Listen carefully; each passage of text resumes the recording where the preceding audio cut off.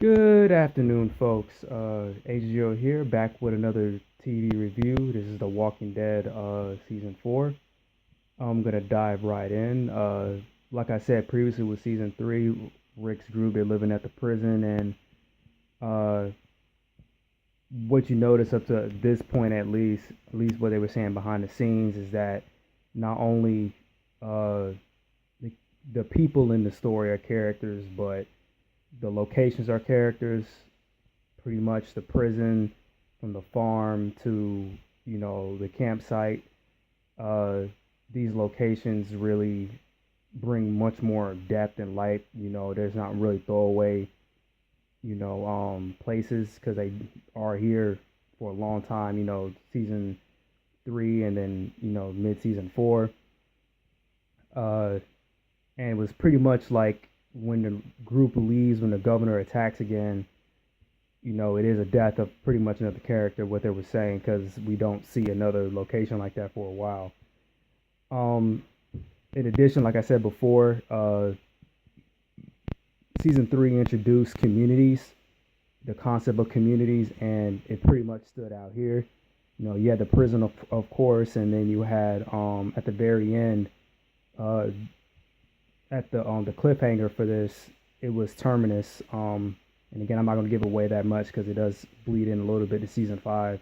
But another cool thing, what I liked about what season four did, and again with season three as well, is that we saw different stories, and it really did take on a little bit of that uh that soap opera feel. If you ever watch like Young and the Restless and those other, if you have a lot of old grandmothers and you were caught up watching that, it really told the stories in multiple ways. The only difference is that they didn't connect any way The Walking Dead does.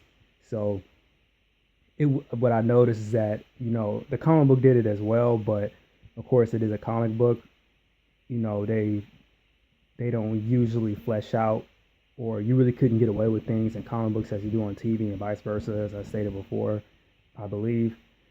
Well, statement I believe I hope I did address, but three and four, you really see the different cuts between the different, scenarios of what's going on, at certain different points. Season two, of course, did it, but, you only had like one main location, which was the farm. And of course, before that, it was the camp, and the camp had its moments too, where it cut back to Atlanta when the characters will go there. But like I said, season one and two, they were limited with their episodes. One had like 16, no, one had 6 episodes.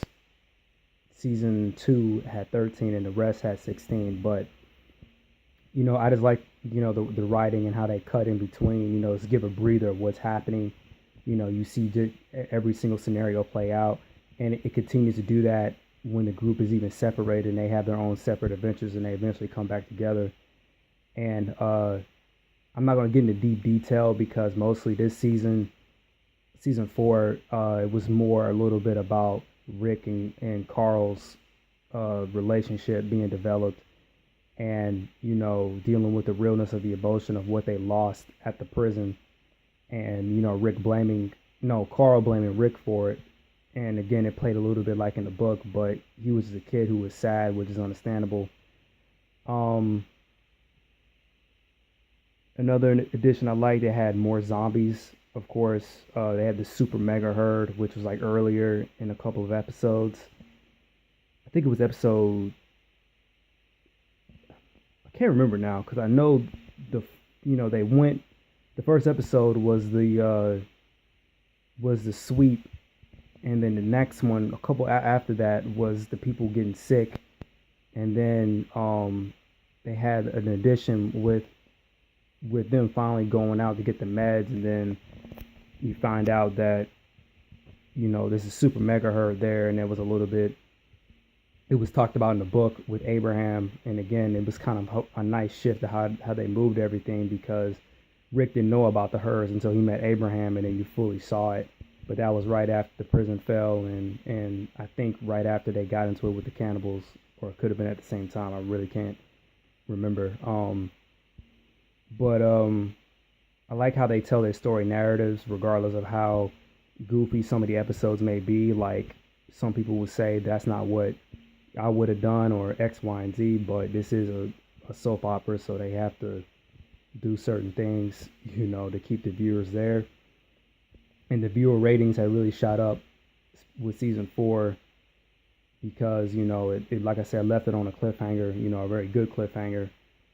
Um, and we also had a couple of loose end mysteries, like Beth had went missing, and again, it goes into season 5 a little bit. But other than that, that's really the main gist of season 4. Yeah, that's pretty much all I can think of. We can discuss it in the comment section, and can't wait to talk to you guys about it there. So see you in season 5. Peace.